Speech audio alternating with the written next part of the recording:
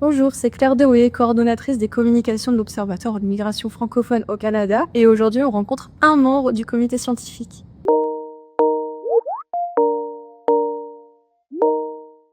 Bonjour, je m'appelle Shedly Belkodja, je suis professeur à l'École des affaires publiques et communautaires à l'Université Concordia.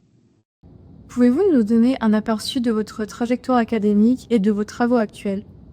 Je suis professeur à l'Université Concordia depuis janvier 2014. Avant, j'étais professeur régulier à l'Université de Moncton, au Nouveau-Brunswick, pendant plusieurs années, 20 ans. Et je m'intéresse beaucoup dans ma recherche aux enjeux de régionalisation de l'immigration, de la diversité dans les petites villes ou dans les villes de taille moyenne. Donc, j'ai mené des recherches surtout dans ces domaines-là, mais aussi sur différentes populations migrantes, réfugiés, étudiants étrangers, demandeurs d'asile aussi. Donc, je m'intéresse à la migration de façon générale et comment elle impacte les différents milieux où on retrouve des immigrants au Canada. Quelles priorités stratégiques en matière de recherche recommanderiez-vous à l'OIFC? Je dirais d'avoir un bon point de vue, une bonne expertise sur la réalité de l'immigration francophone en milieu minoritaire. Donc la réalité de l'immigration, elle a tellement changé depuis une vingtaine d'années, depuis même la fin des années 2000.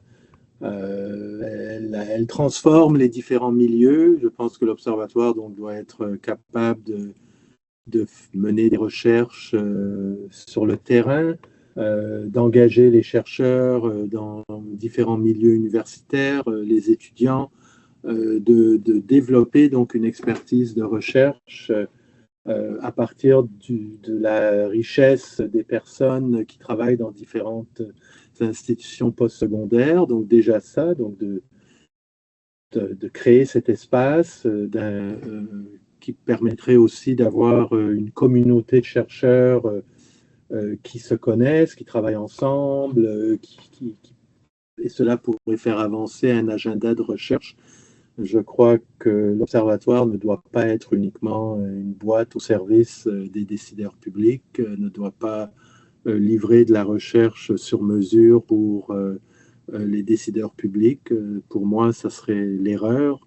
L'Observatoire est un espace universitaire, un espace qui doit aussi encourager la recherche critique, qui doit encourager la possibilité d'avoir des différentes postures sur les enjeux migratoires.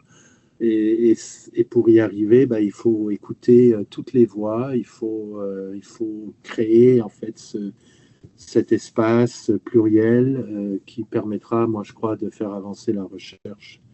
La recherche, c'est pas uniquement des statistiques ou d'analyser des bases de données.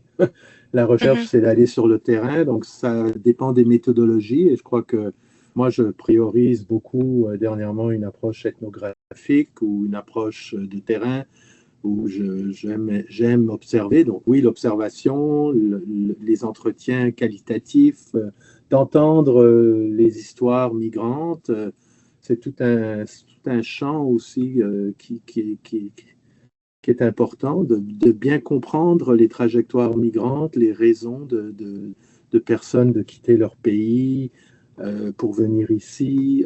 C'est pas uniquement des personnes qui viennent faire grandir les communautés francophones, c'est beaucoup plus, c'est des personnes qui ont également leurs priorités, leurs trajectoires, leurs histoires.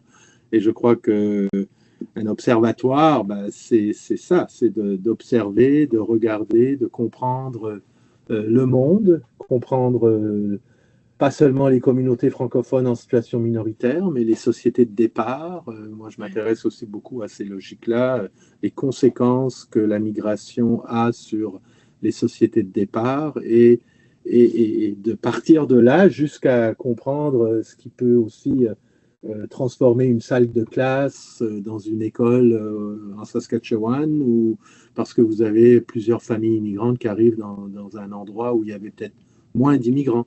Et ça, je crois que c'est un peu le rôle aussi d'un observatoire. Bien sûr. Comment est-ce que le Canada peut mieux planifier son immigration?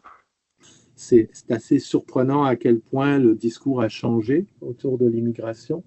D'un point de vue du discours, le Canada, il y a 10 ans, parlait beaucoup d'immigration économique, d'immigration comme un levier pour le développement économique, social, culturel du pays, comme un élément central dans la diversité canadienne, immigration, multiculturalisme, c'était presque, on parlait d'égalité entre les deux, de connexion entre ces deux notions-là. Puis maintenant, on est plutôt dans le contexte où on voit l'immigration rapprochée de certains problèmes comme l'accès au logement, la capacité d'accueil, toutes ces questions-là. Donc, ce qui fait que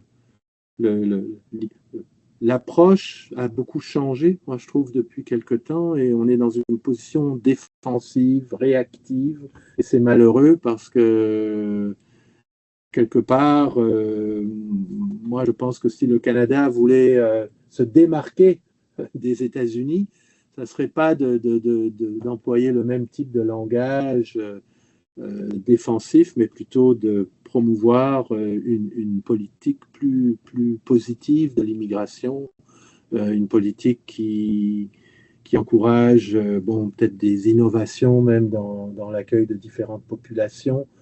Je crois que c'est sûr que dans un contexte où il y a une stratégie fédérale en immigration francophone et puis il y a une volonté de quand même être conscient qu'il peut y avoir un débalancement démographique si on fait pas attention, l'immigration, elle peut avoir des conséquences sur l'équilibre, sur cette question-là. Donc la question de toutes les questions que la FCFA ou que les acteurs de la société civile communautaire défendent, je crois que oui, peut-être qu'on pourrait croire que ça peut passer un petit peu sous le radar, que c'est moins des questions, c'est plus de la logique en termes de seuil, en termes de stratégie, mais quand même, on a toujours des enjeux en termes de pays où c'est peut-être plus compliqué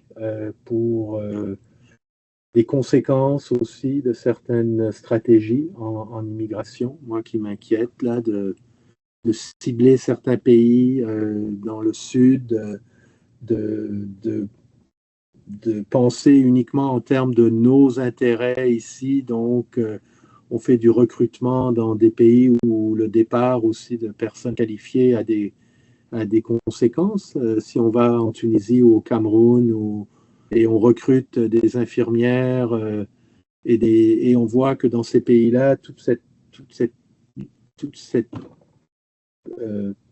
ces personnes qualifiées quittent, ça a des conséquences sur les pays de départ. Je pense qu'une politique d'immigration plus humaniste doit considérer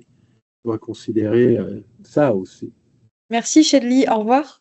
Super, merci. À bientôt. À bientôt, au plaisir, au revoir. Bye.